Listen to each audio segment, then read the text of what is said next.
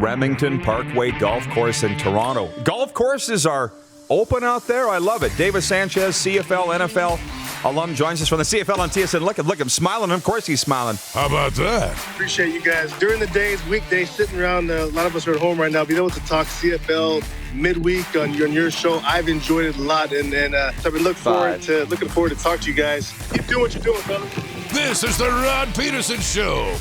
Oh, away we go on this Tuesday, April the 6th, 2021. We are live, coming to you from the bunker out here in Western Canada.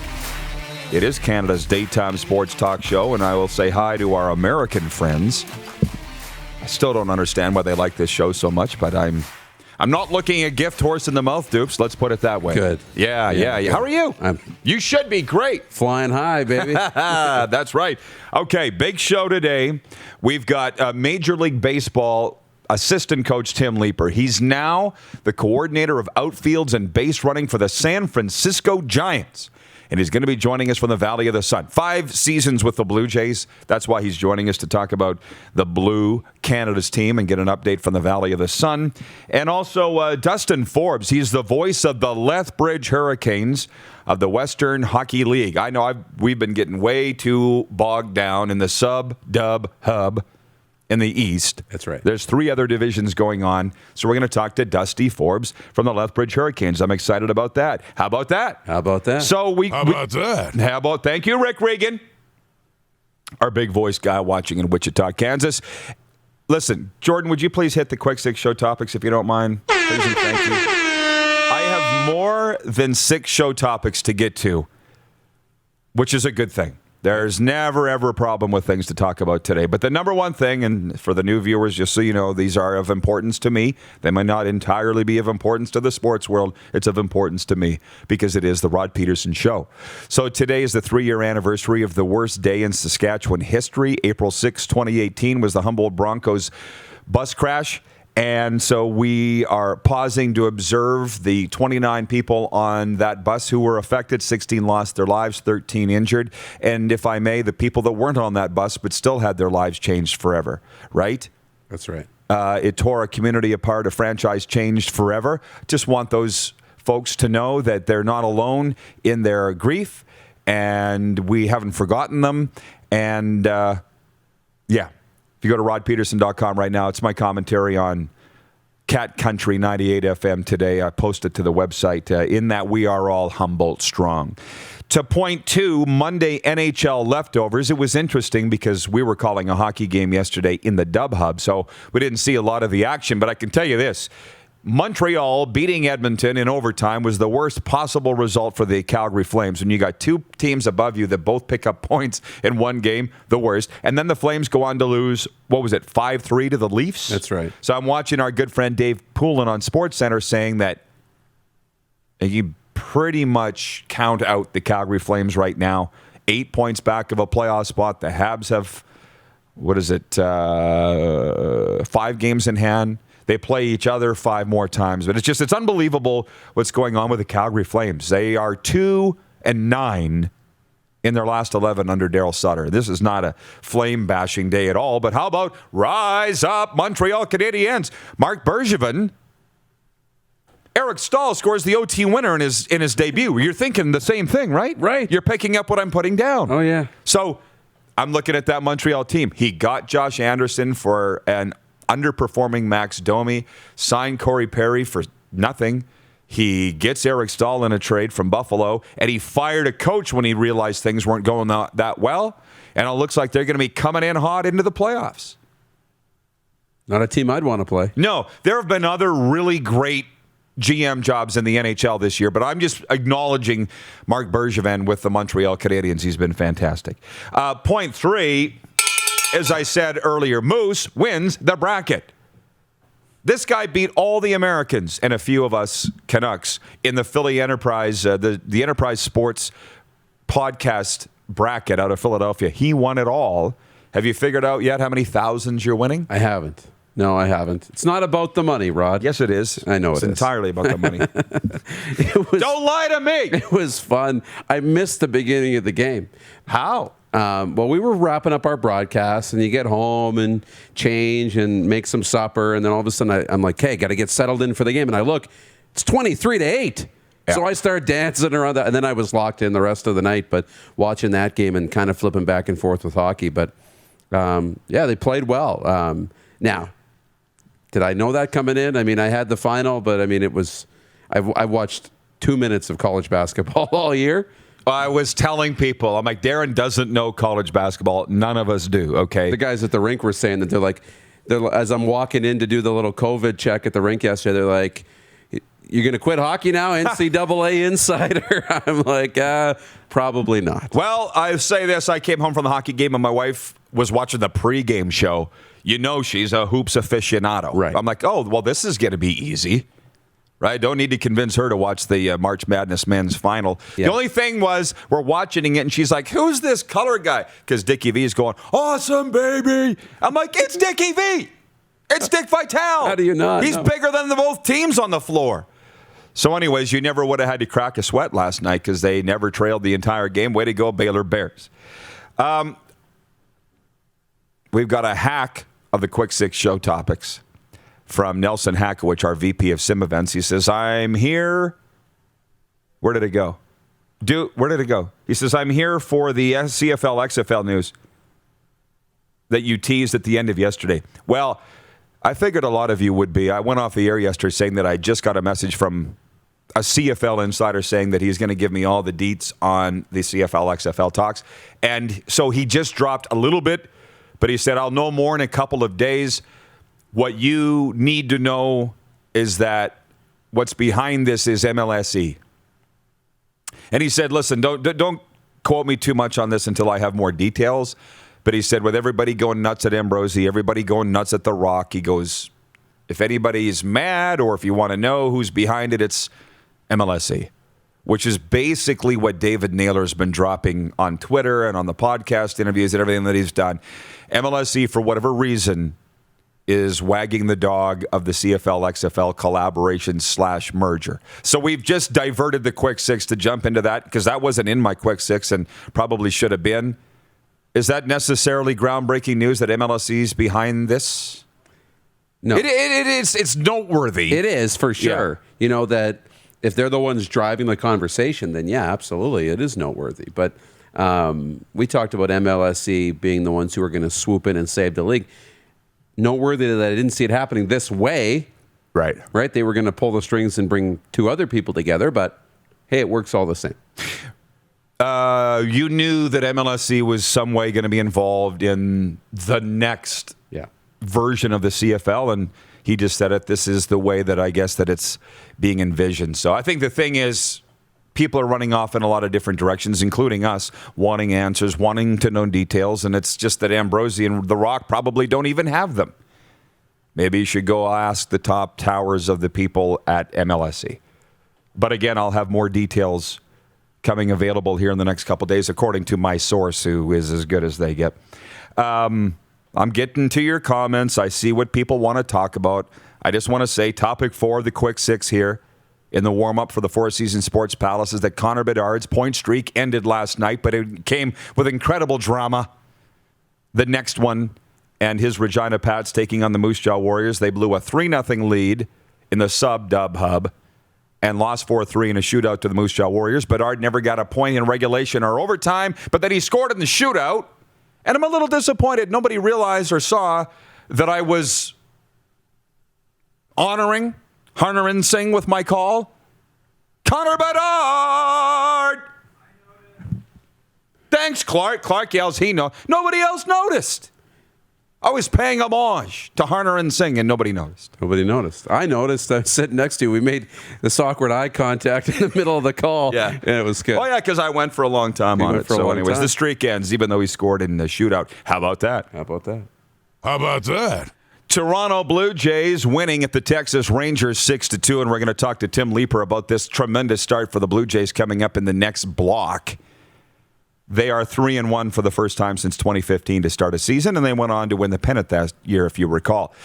Point 6, I have 40,000 fans in Texas. I see John Kirby in Edmonton writes in. He says, I want to hear Rod's take on Texas filling the MLB stadium yesterday. What's my take? I didn't mind it. I saw people going just absurd on social media over the fact that the Texas Rangers filled the ballpark. What do you think? I have a different take now than what I had a year ago when the world ground to a stop? Look, I don't want to get the virus. I don't want it. I think that I would survive if I got it. I don't think it's life-altering for me, but if I had a choice, I wouldn't want to get it. But there's a lot of us that feel that, a couple things, it would be nice to have a choice in your own life how you want to deal with this rather than have it dictated to you, and that's the difference between America and Canada. Finally, the governments in some states just put the people's lives in their own hands and said, you decide. In Canada, that hasn't been the case. That's one. I'd like to see the choice being made up to us, but that's not the case, and I live in Canada, and if I had a bigger problem with it, I would move to America, right? Two, I would like to think sports could be played, if it's played safely, that we could play. The SJHL spent all these months coming up with a way to play, played safely, and then got the drain yanked on them by the government, and none of us understand why that happened. I think that's unfair. But I live in this country that, while I think that the COVID restrictions are way overboard, I don't think that the government's acted irresponsibly in terms of keeping its citizens safe. That's their mandate. And as far as the mental health thing, that is on us, I guess, to deal with it. But I'm wearing a mask. You haven't seen me at any anti-mask rallies. I'm keeping 6 feet. And for God's sake, in the Dub Hub, where we call the games with the Pats, where it's an unbelievable privilege to be able to go in there and call games and be active in sports right now, I'm not going to sit and slam the government or anything. So I don't feel what they did in Texas was irresponsible of the fans to go. Those fans have the choice to go. And the people that are concerned about what would happen with the virus if they got it or spreading it, they have the ability to stay home. It's that simple to me. What was your take on them filling the ballpark in Texas? I was incredibly optimistic that, you know what, the more test events that we have, the more places around the world that are starting to open up. And it is a risk. You know, I think it's a big risk.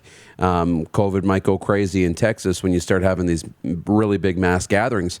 But you know what? Let's let them test it out. We'll watch from afar. And if it doesn't turn into mass spreading of the variants of the virus, then I'm going to be a lot more comfortable that we can open things up here.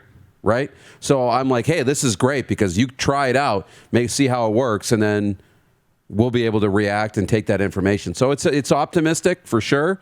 Again, I'd be going and wearing my mask likely because I want to be a part of it, and I'm very comfortable with what I've done to not catch it, just like I do every year with the flu, right? I wash my hands before I eat anything. Don't put Mom always says, get your fingers out of your mouth. So I've learned all those tools. No, I think it's exciting. I do. That they opened it up. Yeah, I do. I think it's exciting. So our poll question today for Capital Auto Mall Universal Collision Center is, would you go to a sporting event right now? Period. Whether it's America, whether it's Canada. Would you go? If they opened up the stadium down the street here at Mosaic Stadium and say, hey, we've decided COVID's over and we're going to open it up and the Riders are going to play this weekend. Can you believe the results? On Twitter, 61% of people saying yes, they would go right now. What's it on Facebook? I think it's a little more even. 56% say yes. Yeah. So right now it's the majority, not the massive majority, but the majority would say that they would go. So think about that for a second. That's giving people the choice. Now I see Jeff, the Stamps fan, writes in. He says the U.S. has high vaccination rates. We don't. That's the difference right now. Exactly. That's the point. But there's also, 50,000 deaths in Texas, too, by the way. Not everybody has a vaccination. And by the way, this is the crappy thing about where sports and news intersect, because I would prefer to not be talking about these things. But everybody wanted to know my opinion on it. To reiterate, I believe the Canadian COVID controls have been too overly precautious, and it's hurt a lot of things. And the people that are now jumping up and down and are mad at me for that. It's about overwhelming hospitals. It's about being safe. Why isn't the government protecting us? They have zero regard for the economy, and that's fine too. Is there not enough room in your cranium to accept another opinion? Because I accept yours, I'm following it. And that's the problem, is nobody wants to listen. I'm right. That's it. I said to the guys that I would bring up, that's the 6 topics, but I got more. Sam Darnold, I would rather hear from a New York Jets fan, which is, by the way, Colin in Ottawa, one of our regular P1s. I want to know what he thinks about Sam Darnold being traded to the Carolina Panthers for 3 draft choices. He's a tremendous quarterback with the garbage franchise of the National Football League since he came in a couple of years ago. Sam Darnold, he's going to get new life in Carolina. It's very evident that the New York Jets are opening the door with a number 2 overall pick. Who knows who they're going to take? Sounds like the BYU kids who they're going to take, not Justin Fields, because we all know Trevor Lawrence is going number 1. But the Jets failed Sam Darnold. Sam Darnold didn't fail the Jets. He's probably the happiest guy in the world right now. I would think so. I mean, it's an incredible opportunity for him. But there's also an incredible amount of pressure because now, he goes from being what was supposed to be the savior in New York, and he's now got this second opportunity. And if he doesn't get some help and, show some on-field success, some growth, then he might get relegated and not be that high-valued Tier 1 quarterback that we think he's going to grow into or hope that he's going to grow into. But you look at that draft, I mean, Jacksonville 1, the Jets 2, and now San Francisco 3, all in need of quarterbacks. It'll be really interesting to see what happens, leading up to the draft. Oh, yeah. And by the way, I don't know that you can go with any mock drafts because I just Googled right now, 2021 NFL mock draft. They got Trevor Lawrence number 1 to Jacksonville. That's a slam dunk. They got Zach Wilson, BYU, to the Jets at number 2. And now with the 49ers, do you want to take a stab with who they're projecting? This is CBS Sports, who the Niners will take number 3? A different quarterback, right? Mac Jones of Alabama. Yeah. So Justin Fields not even in the conversation in this mock draft. It's going to be a lot of fun. I've seen Justin Fields at number 2. I've seen Justin Fields at 22 in the mock drafts. So, yeah, it's all about what you think for fit, for scheme, for work ethic, how you're going to project these guys. Because now Justin Fields' work ethic's been called into question, right? And we all know Tom Brady's work ethic is what made him a Hall of Famer when he was a 6th-round draft pick. The work ethic can really make or break your career. So now they're refuting those reports, the Justin Fields camp. It's just, there's so much going on. Just some comments from the viewers before we break, and we'll talk some Major League Baseball with Tim Leeper in Arizona. From Nelson Hakowicz, he says, what do you say, Rod? Sam made chicken salad out of lemonade with the Jets. That's my line. To be a good quarterback in that system takes talent. He's a great quarterback. He was failed by the Jets. So I'm excited to see what he does in Carolina. And poor Zach Wilson if he ends up with the Jets. But he'll have his payday. From Nelson Vo, our content creator of the RP show, says, as a Patriots fan, I'm very happy the Jets are hitching their wagon to Zach Wilson because he stinks. Woo! Strong opinions from Nelson. How about that? How about that? How about that? From Randolph Zora, I would have shown Darnold the door too. From Ryan McCarthy, watching in Albany, New York, he says, I'm a Jets fan. It's too bad Sam couldn't succeed in New York because the Jets didn't surround him with enough talent, and Adam Gase ruined him. Happy to see him get a fresh start, though. Tank Abbott watching says, not a Jets fan. I don't think the quarterbacks at 2 will be what Sam Darnold is, and he'll be great in Carolina. That's kind of what I'm thinking. But look at that. How about that? We open the door and a little NFL talk, and the comments go crazy. Yeah, and you look at Carolina, Christian McCaffrey, top 3 running back in the NFL. Now you got the quarterback. You got the other weapons around him. Carolina could be good.